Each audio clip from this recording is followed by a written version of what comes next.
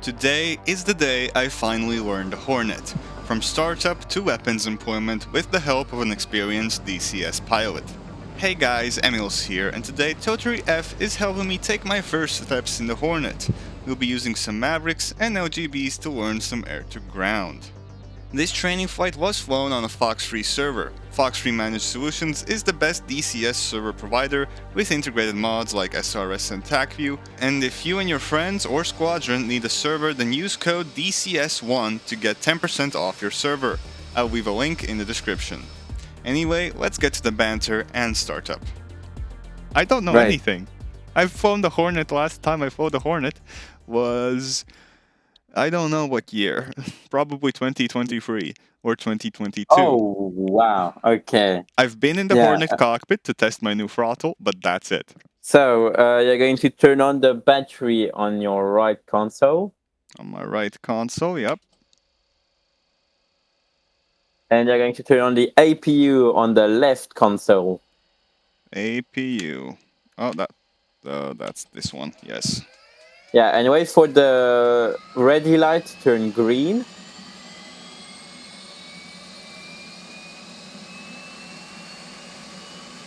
There. Okay, so you're going to then, behind the APU switch, there's the engine crank switch, and you're going to crank the right engine. Alright. Right engine. On your instrument panel, look at on the left side. You'll see the ISCI, and you'll be able to see your engine RPM. Yep. Once it reaches about 25% RPM, you can switch the right engine to idle. Okay. You can bind the switch or do however you want. I just set it to number 4 on my keyboard. Yep. Okay, so, and then now we do it for the left engine. So you crank the left engine. Okay.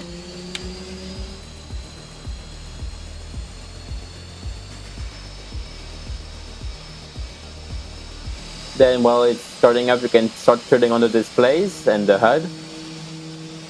That's with the switches up top. Okay. Yeah, the HUD, it's a brightness knob. For the bottom display, it's a brightness knob, and for the left and right display, these are switches. You can also turn on your helmet-mounted display on the right side of the instrument panel. Yep. Let's set our bingo right now. We're going to set it to about, I think 4,000 pounds is good. So on the ISCI, you can, there are several arrows you can use to set the bingo fuel. So to 4,000? Yeah, 4,000 pounds to suffice. We can even put it to 3,000 because we have small distances here. But I personally think 4,000. Okay. So my panels are not turning on. Oh yeah, they're on day mode. Oh, I know why. My generators aren't on. That's probably why, right? They should be on by default, so that's weird. My throttle has switches for it, so I've dedicated buttons for them, so I had them switched off, so it syncs together. Okay. That's why. I see. Yeah, turn them on. Okay, everything's on now. Okay, great. Now you're going to turn on the radar right now. So on the right side, you set the radar to operate, and you set the INS to ground to start alignment. Yes. Then you're going to uncage the standby ADI on the right side of your instrument panel. Yep. By pulling and rotating a little knob there. Yeah. We're going to turn on the radar warning receiver. So that's under your bottom display. And just press the button with ALR 67 power. Right, this one. You can set up on the bottom part, you also set up the jammer. You can set it to standby or emit. Okay. and set up your countermeasure mode, turn them on or bypass if you want to control them manually. Okay. You can turn the APU off, or no, it turned off automatically. That's good. Yep. Says hook bypass to field on the left console near the landing panel. Yep. Found it. You're going to on the left side. You have big button with reset pressed on it for the flight control system. You can Yep. press it. Pressed it. Then on your right display, you're going to go into FCS MC, pressing the button right next to it. Yep. And while pressing on, so you'll have to bind the switch, like a physical switch to it. On your left side, on your right side, I mean, there's a switch called the FCS bit switch. So you could just bind the control to it because you have to press it at the same time as another button. Okay. I have that bound. Okay, so while on your right display, you're going to press the FCS bit switch and the button corresponding to FCS, and you should see in test for the FCSA and FCSB on the screen. Yes. Do I keep holding the switch? Nope, you can just remove it after, and you'll see that your control surfaces will move and stuff. Oh. Now on the UFC, you're going to turn on IFF by pressing the IFF, then pressing the on-off switch. Yep. We're going to turn on TACAN, and we can set it to our destination, to our first target, which is 11 X-ray, I think that's right. I don't remember, so I think it's 11 X-ray. 11, enter. And yes, verify it's on X-ray mode and transmit receive, and that is on. Turn on data link. So you have two data links. So when you press it, you have a menu. Press on, and then long press the data link button again to open the second data link, and press on that one too. So that should be good. Normally we would set up the radios, but it's not needed. But how you would just do it is just select the radio. You can turn it to change channel, and then you can change it with the UFC. All right. Then normally now we're just waiting for our INS to align. Right. So we shouldn't move while it's aligning because it just throw off the alignment. So now we just wait. On your bottom display, you should see qual, and it's slowly ticking down to 0. And so once it's low enough, it'll say it's okay, and we'll be able to switch modes. Yeah. So so it's day right now. It's not a problem. But right now, what you could do if it's night, on your right console, you have the different light controls, so you can change that too. And you can also, right now, we can close our canopy. On your left side, you have the canopy control switch, and you just hold it closed until the canopy is entirely closed. So just hold it for a while until it's closed, because if you don't close it correctly at takeoff, it'll just fly off. All right, I already closed it earlier because it was getting loud, but I should probably double check it. So when you say on the left side, whereabouts on the left side? Oh, I mean the right side. Oh my god. Oh, right side. Sorry. Okay. Right side. Oh, I see right it side, now, right. yeah. Okay. And anyway, if it's not entirely closed, you should have a warning on your screens that says canopy. Yeah, we don't have any warnings except anti-skid. I can turn that on. Yeah, you're also going to set up takeoff trim. So on your left console, you have a knob called with rudder trim. Yep. And there's a little button on top, and you press it to set takeoff trim Yep. for the plane. You set the flaps to half for takeoff, Okay. and now we just wait for the for the INS. While this was a simplified startup, it is everything necessary to get in the air and use some weapons. And to be able to use the TACAN, you need to turn on the TACAN on your HSI, which is on the bottom screen by default. Just pressing next to the TCN button. Alright. My alignment says okay. Great, mine too. So you're going to go to your INS switch and switch it to IFA for in-flight adjustment. Alright. And that should be good. Now with the startup finished, it's time to head to the runway, and I'm very excited. The F-18 already feels like such a cool jet, and having someone taking you through the first steps really helps and makes it more fun.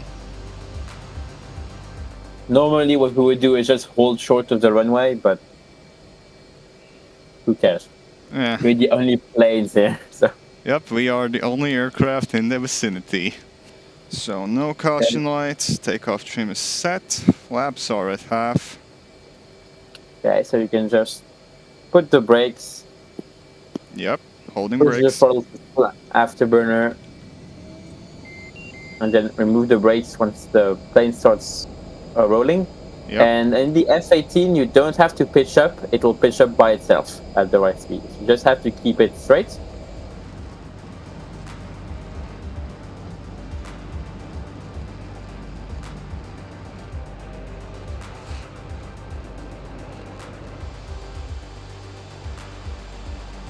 Okay, so we're going to turn for the target. So on your HSI, you're going to select waypoint 1 and select it as waypoint and weapon designate. Waypoint and weapons designate. So that our targeting pod will automatically track to it. And you're going to turn on the FLIR on your right console. Alright, we're on my right console. And we have to wait for a few minutes for it to cool down. So Okay. while we're waiting for that, we can set up our displays. So go into Air to Ground Master mode.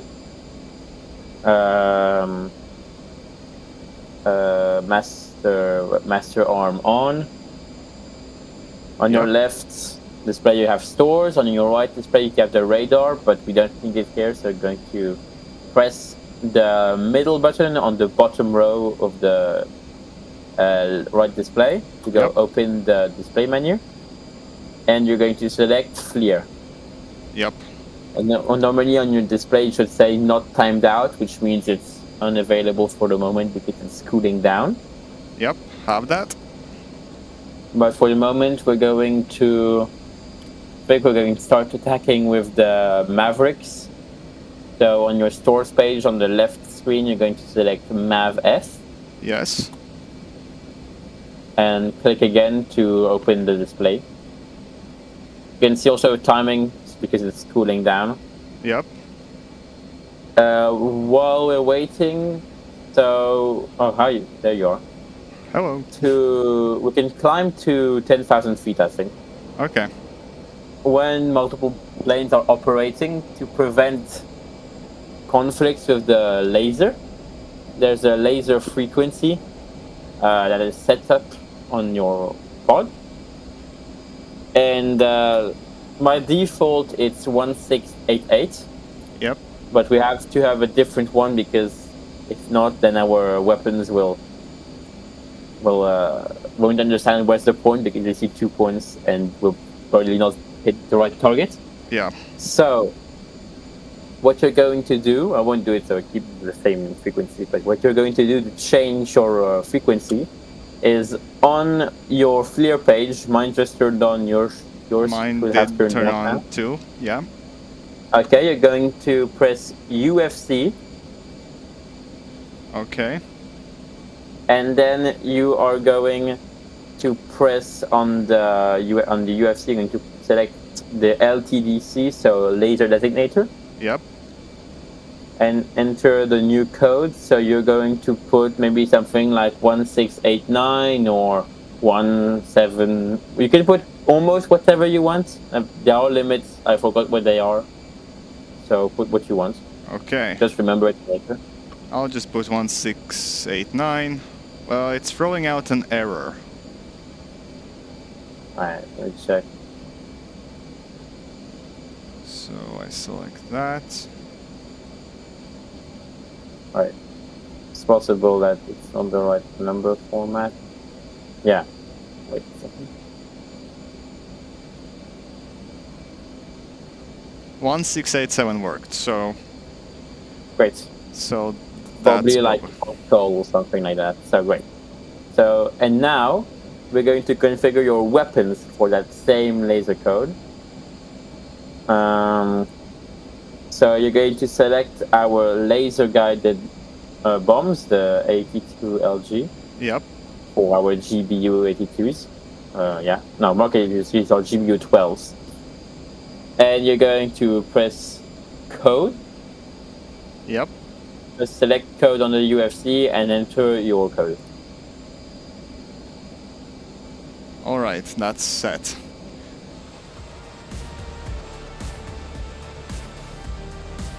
So go back to the Maverick page and open the Maverick Seeker by double click. Yep. And we can start searching for targets with the failure pod. I found something. A truck. Yep, I found a truck too. Take the... I see 3 of them. You also see 3 of them? Probably. Let me zoom out. I see more than 3. I see 5. Oh yeah, I see 5 too. So maybe you take the one most to the left, and I take the second one to the left. Alright, I'll take the one that's most left.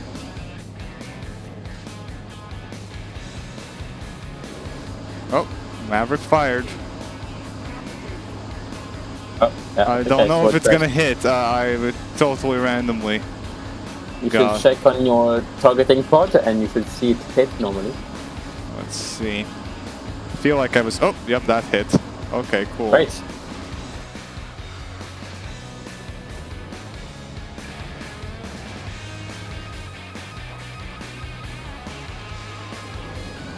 Okay, rifle.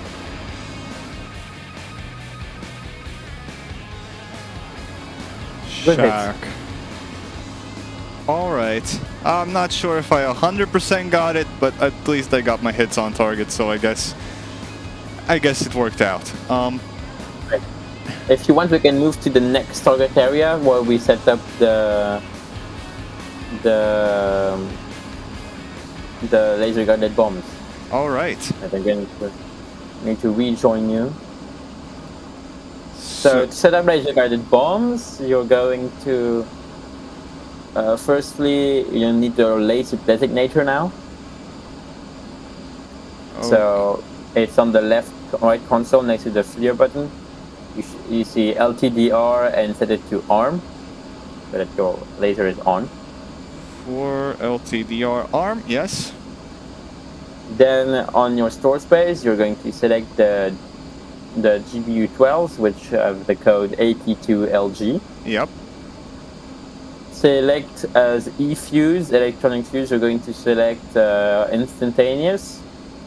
But if you're against fortified targets, you're going to probably put like a delayed fuse. Yeah. Then in mode, you'll leave it as auto.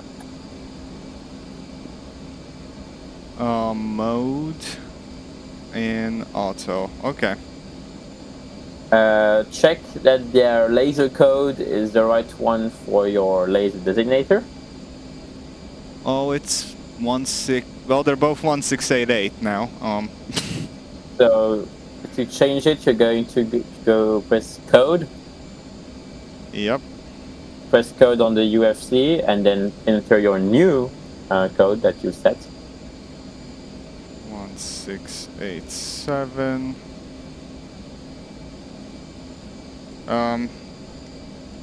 And LTVC 1687. Yep. Okay. Great. Now we're going to switch to the second target area for the attack. So you're going to select waypoint 2 on your HSI. Yep. And like we did for the last one, set it to waypoint and weapons designate. All right.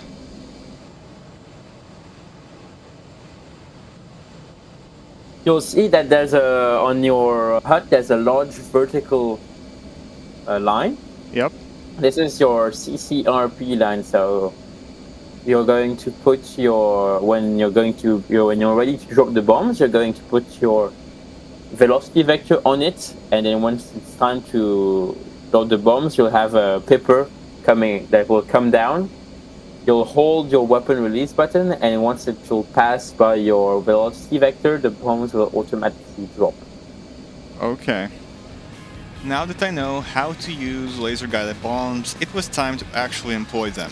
Oh, I did get both released. I thought my TGP was on the right side, so I kept turning the aircraft the opposite way, which led to the TGP to be blocked, and the laser couldn't reflect back to the bomb. Could be that I also just didn't have the laser set up properly, but I will know for next time. Now, if you want, we can do some strafing. Alright, on the same target? Yeah. Alright. So, to do some strafing, it's really quite simple. On your left store page, Yep. you'll just select gun. Yep. Leave it on CCIP. On the bottom right corner, you can select the 2 round types that you can have loaded. Okay. Leave it as default because that's what we have currently. Okay. And then on the bottom left, you have the firing rate. So high fires at 6,000 rounds per minute, and Okay. low at 4,000 or 3,000, I forgot. For aerial dogfights, you're going to want to keep it at high, but for ground attack, you'll keep it at low. Alright. Let's see, there's the target. Oh, I see your strafe. Yeah. Dispensing 30,000 solutions per second.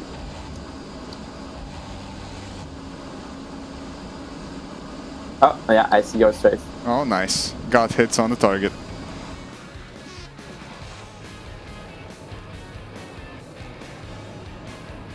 Now, strafing in the Hornet is super easy, and the rounds get to the target every time.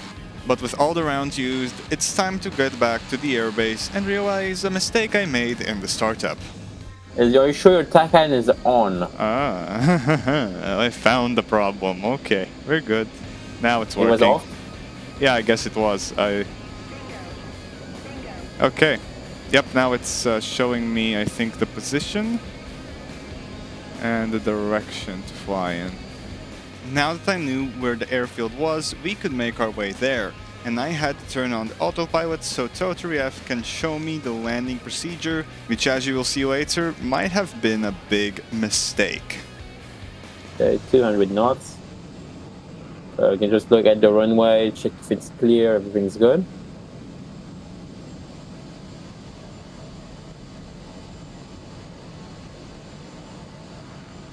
So here at the end of the runway, I'm going to turn.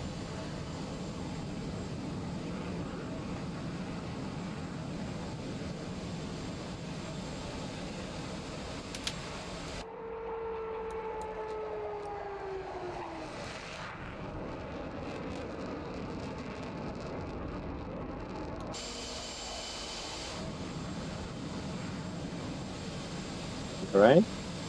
Oh. Oh. Oversteered a bit. There. Okay, stabilize. I'm gonna start putting down my flaps. Start to slow down. Turn to deactivate.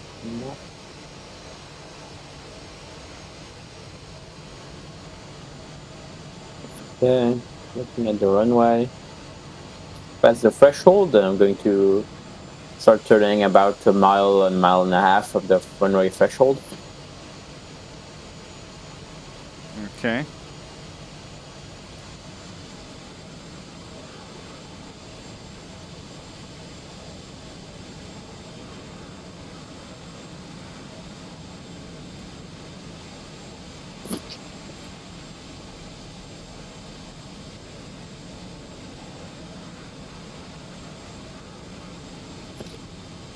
Also, what's interesting is that the F-18 has an ICLS, Instrumental Carrier Landing System, but no ILS, so it can't use ILS on traditional runways. Oh wow, I didn't know that. So now I'm going to start my turn.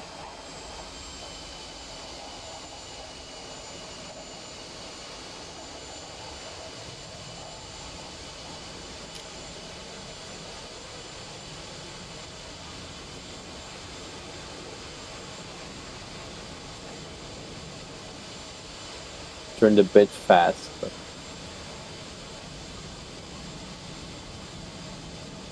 oh yeah, oh. The attack cannons and the real thing. You get the gist. I'm not doing it great, but you get the gist. I get the point, yes. Putting down my flaps to full, putting down landing gear, reducing speed. And so on the F-18, you want a glide slope of about 3 degrees.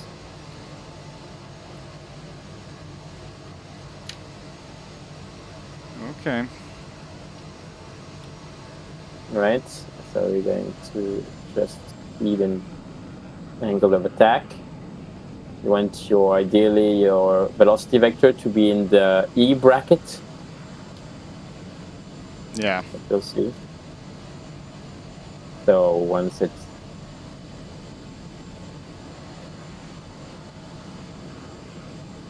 and also the F-18 is a carrier-based aircraft, so you don't have to flare once you land. You just put all the free landing gear at once. All right. There's really tough landing gear made for that.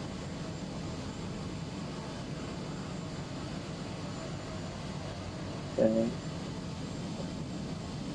Keep center line.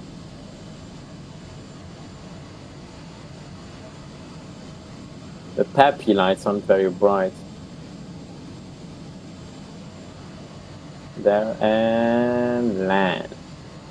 Nice. And you can just deploy the speed brake. I think that was a pretty good walkthrough of the landing procedure.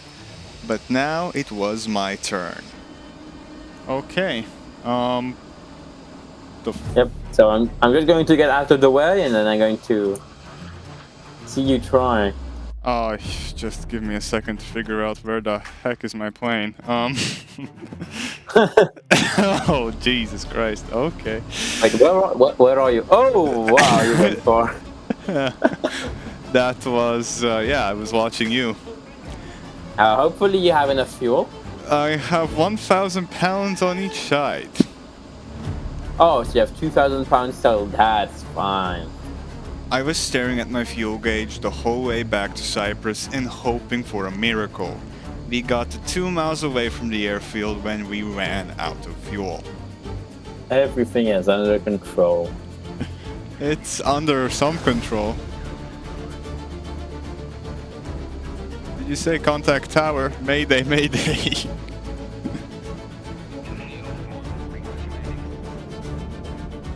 Was that you? I heard a boom. I don't see what you're talking about. You heard a big boom. Oh, 0 fuel. Let's see. Oh, yep, I see you. Oh, there we go. Every screen screen's just turned off. I think it may be possible to do a glide landing. Well, we're very close. I'm putting down the gear. If only we could do some Hornet to Hornet refueling. Yeah, it's too late for that, man. It's too late for that. Oh no. Maybe I shouldn't have put down the gear yet. Yep, yeah. No, I'm watching you from up high right now, and it doesn't look good. It's definitely not good. So at least you can try landing on the beach. Try landing on the beach, not in the trees. You're gonna die. well, I won't. The jet did. That's a nice explosion. Bang. Yep, that's a beautiful one. and my first flight in the F-18 ends with me and the burning wreck. Though it didn't go to plan, it was fun nonetheless, and I think I'll be able to fly the Hornet on my own terms now too. Thanks again to Totally F and Fox3 for helping out, and I will leave a link to their stuff in the description. Alright, that's it for me, and I'll see you guys next time. Bye!